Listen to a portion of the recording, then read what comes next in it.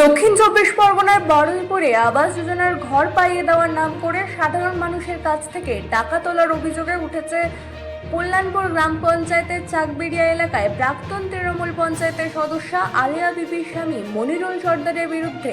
অভিযোগ, সরকারি আবাস যোজনার সুবিধা পাইয়ে দেওয়ার আশ্বাস দিয়ে কারোর কাছ থেকে 8,000 টাকা, আবার কারোর কাছ থেকে 10,000 টাকা করে নেওয়া হয়েছে। স্থানীয়দের দাবি, যাদের কাছ থেকে টাকা নেওয়া হয়েছিল তাদের মধ্যে কেউ কেউ আবাস যোজনার ঘর পেলেও এখনো অনেকেই সেই সুবিধা পায়নি। এলাকাবাসীরা আরও অভিযোগ করেন, টাকা দিতে অস্বীকার করলে আবাস যোজনার তালিকা থেকে নাম বাদ দেওয়ারও হুমকি দেওয়া হতো। পাশাপাশি অভিযুক্তের আত্মীয় স্বজনেরা আবাস যোজনার ঘর পেয়েছেন বলেও অভিযোগ তুলেছেন স্থানীয় বাসিন্দারা। এই ঘটনার প্রতিবাদে বুধবার বারুইপুর থানায় লিখিত অভিযোগ দায়ের করেন এলাকার বাসিন্দা রাকিব মোল্লা, নাসির মোল্লা এবং নূর ইসলাম মণ্ডল। তাদের দাবি, পুলিশ নিরপেক্ষভাবে তদন্ত করে দোষীদের বিরুদ্ধে কঠোর ব্যবস্থা গ্রহণ করুক। এই বিষয়ে স্থানীয় বিজেপি নেতা চন্দন মণ্ডল বলেন, আবাস যোজনার নামে সাধারণ মানুষের থেকে তোলা টাকা অবিলম্বে ফেরত দিতে হবে এবং অভিযুক্ত মনিরুল সর্দারকে গ্রেপ্তার করতে হবে। অভিযোগের ভিত্তিতে বারুইপুর থানার পুলিশ ঘটনার তদন্ত ইতিমধ্যেই শুরু করেছে। তবে অভিযোগের বিষয়ে অভিযুক্ত মনিরুল সর্দারের কোনো প্রতিক্রিয়া এখনো অবধি পাওয়া যায়নি। Bureau report, রাতদিন news network. থানায় কেন? আজকে একটা বিষয়ে বারুইপুর ব্লকের অন্তর্গত আমাদের কাছাকাছি এই কল্যাণপুর গ্রাম পঞ্চায়েতের চাকারবিড়িয়া গ্রামে এলাকার মানুষরা এসছেন।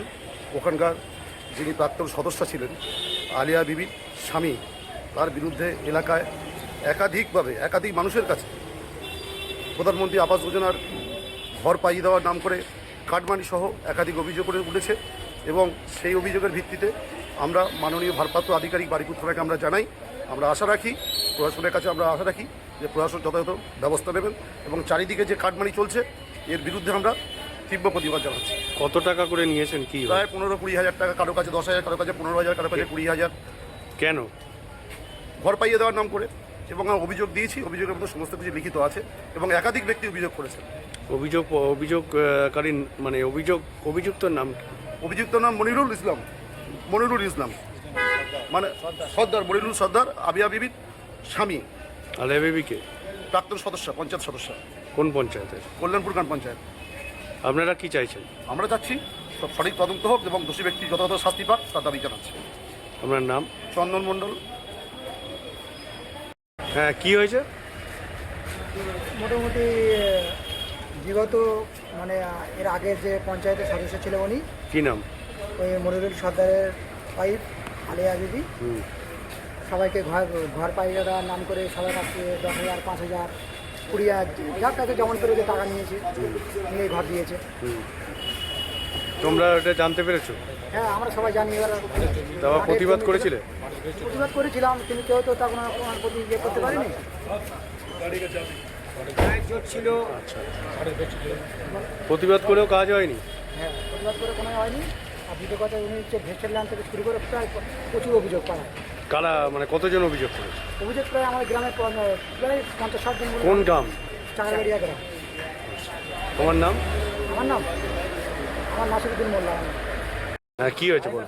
আমরা কল্যাণপুর গ্রাম পঞ্চায়েতের বাসিন্দা, চাকারবাড়িয়া গ্রামে থাকি। আমাদের প্রাক্তন সদস্য আলিয়া বিবি এবং ওনার স্বামী দুজনে যখন ঘর আসে ওনার থাকাকালীন, তখন ঘরের জন্য প্রত্যেকে মাথা পিছু কাটমানি চায়। তাই জন্য আমরা একটা আবেদন করেছি যে কাটমানিগুলো নিয়েছে সেগুলো ফেরত চাই এবং ওনাদের উপযুক্ত শাস্তি চাই। কে নিয়েছে? আলিয়া বিবি এবং ওনার স্বামী। ওনার স্বামীর নাম কি? ওনার স্বামীর নাম মনিরুল সর্দার।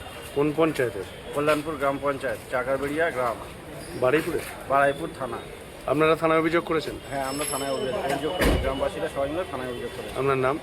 আর আমার নাম রাকিব মোল্লা।